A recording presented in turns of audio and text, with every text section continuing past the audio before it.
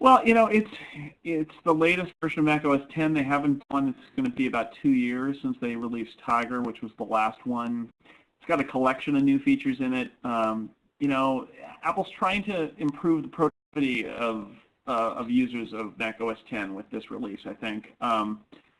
They changed the dock around, they changed the Finder and the desktop a little bit. It's mostly cosmetic. I think they're trying to make it a little more usable. The Finder actually looks a lot like iTunes now, which is kind of interesting.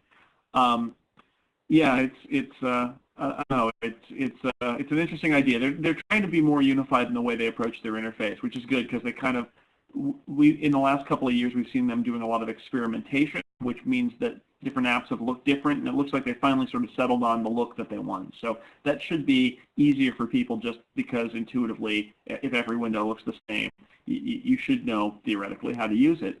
I think the most interesting feature that's in Leopard is Time Machine, though. Time Machine is Apple's attempt to make backup something that we all should do, and yet most of us don't do, at least with any regularity, make backup as easy as plugging in a drive. And in fact, that is quite literally what happens for the most basic use of Time Machine. You buy a big hard drive. They're going to sell, they're going to sell a lot of hard drives. Buy a big hard drive and plug it in. And a little window pops open that says, would you like me to use this for backup? And you say yes. And that's it. You can configure it later if you want, but that's it, and it'll work. And it's pretty impressive, and you can roll back to old versions if you accidentally deleted something or changed something in a document. It's got this kind of wacky, spacey interface where you zoom back in time and pick out an old version and then bring it back into the present. But, it looks like it works, and we'll have to see with the final version. But I'm excited about that because I just think there's so much valuable data that we have, our personal stuff, photos, things like that. And who hasn't changed something in a document and then wished they hadn't pressed save, or deleted something and then wished that they hadn't deleted it? And with Time Machine, all of that is gone because it's there. And if your hard drive dies, you press a few buttons and it restores your data to a new drive. So that's the one that I think I'm probably the most excited about, that feature. Yeah, Safari 3 is coming. It's actually available now as a public beta for Mac and for Windows. And that's also the version that'll be there on Leopard. But you will be able to use it on the current version of macOS 10 as well, and there's a beta for that now. And that's, it's got some interesting new features. It's been updated to work with more websites. It's not a dramatic change for Safari, but there is some new stuff in there. And I'm using the beta, and it generally is pretty stable and works pretty well.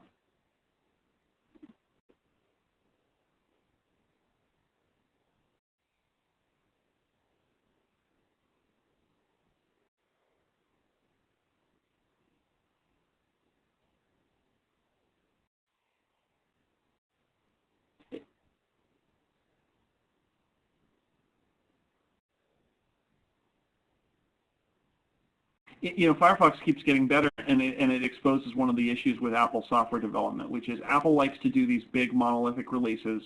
And Apple is a relatively small company with a limited number of developers, and I think that plays into it too. I mean, Firefox has been this relentlessly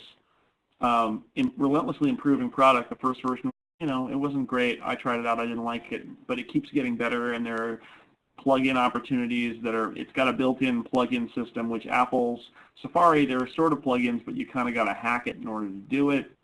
And you see that, though, with a lot of Apple's products. iLife is a good example where, the products are innovative, but the innovation that happens is in these monolithic releases every year or two, and then in between there's not a whole lot that happens with the product. You feel as if it's not even being worked on, and bugs don't get fixed, and it's problematic. I mean, iMovie is a great product. I recommend it to a lot of people, but the fact is it's had bugs in it for years now that never seem to get fixed. And I think there's some structural issues in Apple that have to do with the fact that they do have to do all this stuff themselves. They feel like Apple has to write iMovie, Apple has to write iPhoto, Apple has to do all this stuff. That's great, but they aren't that huge a company, and I think what ends up happening is you end up making these big splashes with these big product launches, and then they got to move on to the next thing, and the other products might not get the attention for a while. And then later, you know, a year down the road, 2 years down the road, they get some attention again, they get some love,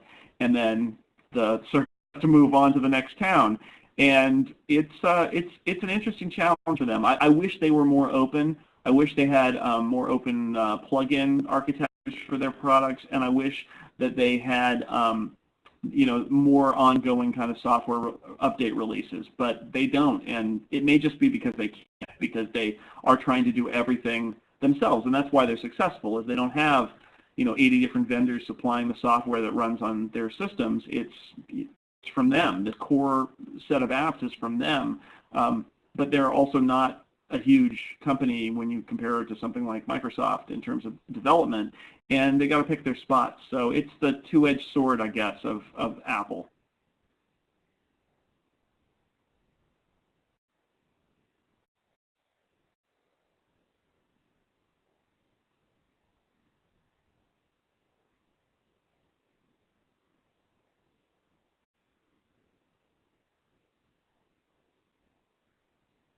Right. It's it can be challenging. I think it has a lot more to do with the fact that we're focused on them as our subject. I mean, essentially, we focus on Apple and its products. And so there is an issue where occasionally we'll get people kind of parachuting into our forums and places like that and saying, you know, how can you write about this? You should be writing about all this other stuff. And well, you know, that's not in our beat. Our beat is basically what Apple does, and that's what we write about. You know, that said, I think it's really easy to overstate the level of our relationship with Apple. I do get a lot of people who think I work for Apple, and I have to disabuse them of that pretty quickly. It's like, no, no, no. Not only do I not want to work for Apple, they don't want me to work for them, because it does Apple no good to have a non-independent voice.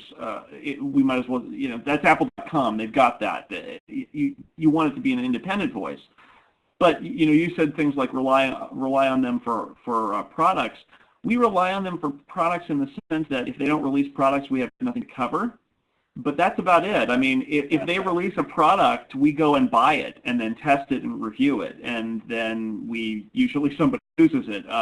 The Mac I'm talking to you now, I mean, when those systems came out, we bought them all and we tested them, and then it kind of got rolled out to members of the staff eventually. But you know, we do get some products from them on loan. They don't give them to us, but usually we end up going and buying them, because by the time we get the loaner, it's been 2 weeks, and we could have just gone down to the Apple store and picked it up on the day of. And so, you know, the level of reliance on Apple, I mean, we could have no relationship with Apple at all, where they didn't even know it existed, and we could still do our jobs.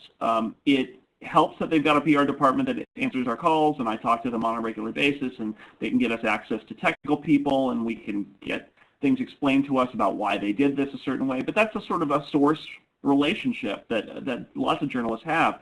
The difference is just that, you know, they are the company in our market. You know, our market is 90% them and 10% all the other companies put together. And so if you compare us to something like PC World, I mean, yeah, it's trickier, because there really is the big fish, and you know, we deal with it. It's being independent. If we weren't independent, we would lose all credibility. There are people who will always say, MacWorld, all they do is say good things about Apple. Of course, I also hear from people who say, MacWorld, you should be more supportive of Apple and not write critical things of them. And, you know, there are some fundamental assumptions in what we write generally, which is that, no, we don't write MacWorld from the perspective that you shouldn't be a Mac user and that the Macs are no good and why aren't you using Windows. There is the assumption there that you're somebody who cares about Apple products, and that by focusing on them, you know, we get to know stuff that maybe somebody who parachutes in, covers Apple for a couple of days a month, and then goes on to the next gadget, the next PC, the next Windows program, the next virus, doesn't do. I mean, we spend all our time drilling down into Macs and Mac OS X and Mac software and peripherals and the iPhone and the iPod, and that's what we do. And so, you know, there's a trade-off there, but we are proceeding from the assumption not that everything that Apple does is right, but that the people who are reading what we're doing are not questioning whether they should have a Mac. I mean, our audience are people who like Apple and their products generally, and want to know the specifics of what about this product? Is this product good for me or not? And so, it's interesting, but it's not that hard really to keep that relationship with Apple. We are at arm's distance. We're not next to their campus or anything like that. We talk a lot, but we are. It does. I hear from people who assume that Apple is like calling us up and telling us what to write, and it's just, it's just not true. I've never seen anything like that. I mean, there are also people who say that every review we do is paid for, and that's also not true. But people are going to believe what they want about the media, and they can go ahead and do it. But in reality, our relationship with Apple is good, but it's not. It's not like a super kind of tight relationship where we're relying on them in some way. When was the last time the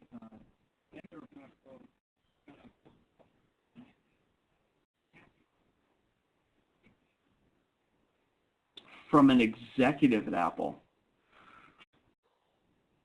Oh, well, I let me check my watch. No, we get. I will occasionally, if we write something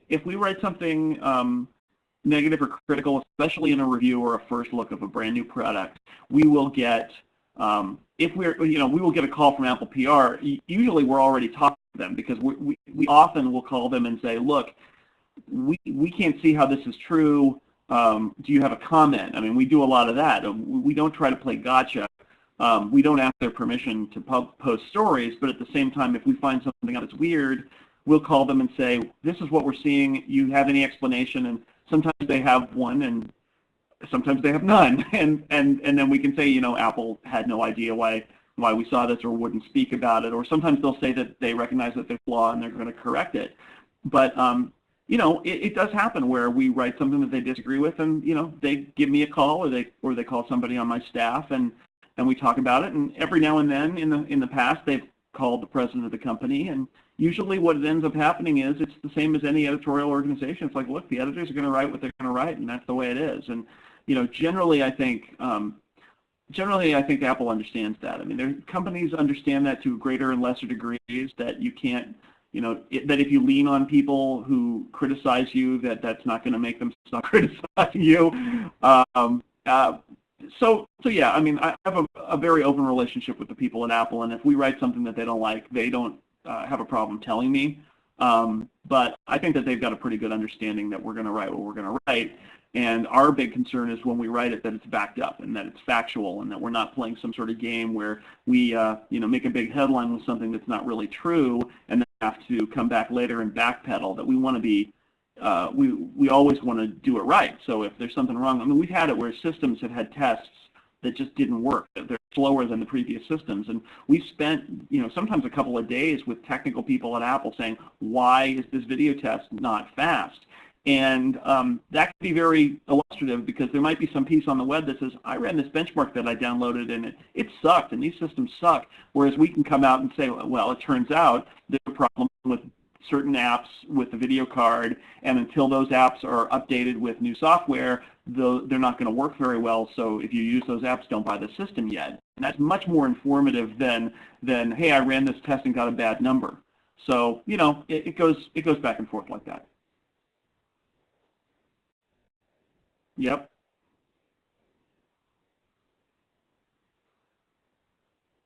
The suckiest Mac product, Apple product. I'm going to ask you to be a little more specific.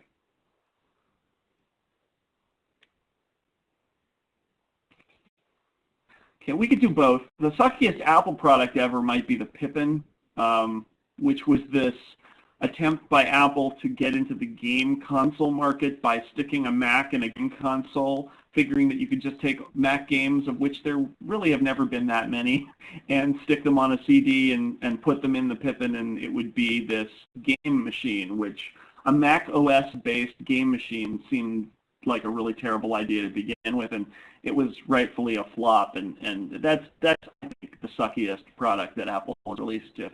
Maybe the Apple III, but that's going back, I think, before my time. In terms of the suckiest Mac product that Apple has released, wow, I don't know. They haven't released a terrible product in a long time. I would have to go back to the 90s. I mean, maybe Like there was the PowerBook whose batteries burst into flames. That was not a good product. I would actually label it as when they had the Performa series, and the Performa, individual Performas were fine, but the whole idea of the Performa was there were these beige Macs without names. They were all like the 4321 and the 4323, and you couldn't tell them apart, and you couldn't tell what they did, and it was really emblematic of when Apple lost their way. And when Jobs came back, one of the first things he did is said, I'm going to just cut the product line. We're going to have like 2 products or 4 products eventually. He said desktop, laptop, pro, consumer, and that was a big deal because you couldn't even tell. It was just, well, this gray box was at Walmart and this gray box was at Sears, and they had different numbers, and that was a really terrible time for Apple. They haven't put out a really truly sucky product in a while. I'm trying to think. There's probably some app that's bundled with Mac OS 10, and maybe I'm spacing on it now. That's not very good. There was, iMovie 2, iMovie 3. There was this point where iMovie was really good. I think iMovie 2, it was really good, really solid, and then somebody came to Apple or came into the iMovie group and said, rewrite this all in Cocoa, Mac OS 10. And what happened was you had this product that was incredibly functional in version 2. I think it was version 2. And then version 3 came out, and it took a step back. It was like slow and crashed, and the plugins didn't work anymore. And everybody said, why did this happen that you went backward? And we never got a sufficient answer. I think the answer was because somebody internal at Apple made a political decision, and they ended up with an update that was a downgrade, and that was kind of a disaster. So, and then I'll give you one more, which is .Mac. I think .Mac has. I'm trying to exert my independence here. I think .Mac has never lived up to it. Apple introduced .Mac, which is their web services stuff, and they said what they did, they introduced it by taking away a bunch of things that they said were free, and replacing with something you pay $100 a month for, which didn't really instill people with a lot of excitement. And quite frankly, it's never really lived up to it. It's got some good things about it, but you see so many innovative things on the web that are happening, and none of them are happening at .Mac. It seems to be slow, behind the curve. In fact, I think the only reason that most people are paying for .Mac right now is out of inertia, or because Apple has done this, frankly, very Microsoftian thing of bundling sync features into Mac OS 10 that only work with .Mac, or that only work well with .Mac. And that's really lame to say we have this service that isn't very good, but it's the only one you can use because we control the OS and we control the service. I think it's got huge potential, but there are all these rumors about Apple and Google working well together, and part of me says Apple should just get out of the .Mac business entirely and work with Google on some kind of premium set of features with Google, because why would I ever use .Mac Mail or Gmail? Gmail is so much better than .Mac's Mail, and it's free. And .Mac I'm paying $100 a year, so I think that would be. I'm working my way up to .Mac. I think maybe .Mac is the suckiest thing that Apple's done in a while, because it just have never come through.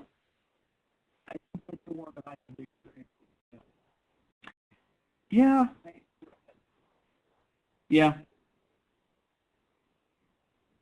I think some people pay for it because they want their Mac.com iChat address, which you don't have to pay for. You can get that even without paying. And so there's some ignorance and there's inertia where it auto-renews, and then there's like one feature that syncs one place that you want to have, and it's just not enough. It's not worth $100 a year for sure. So let's hope they address it or kill it or something, because it's just not. There's just nothing there.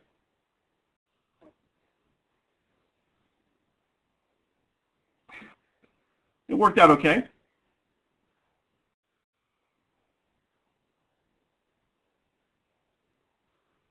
I'm no stranger to technical problems, trust me.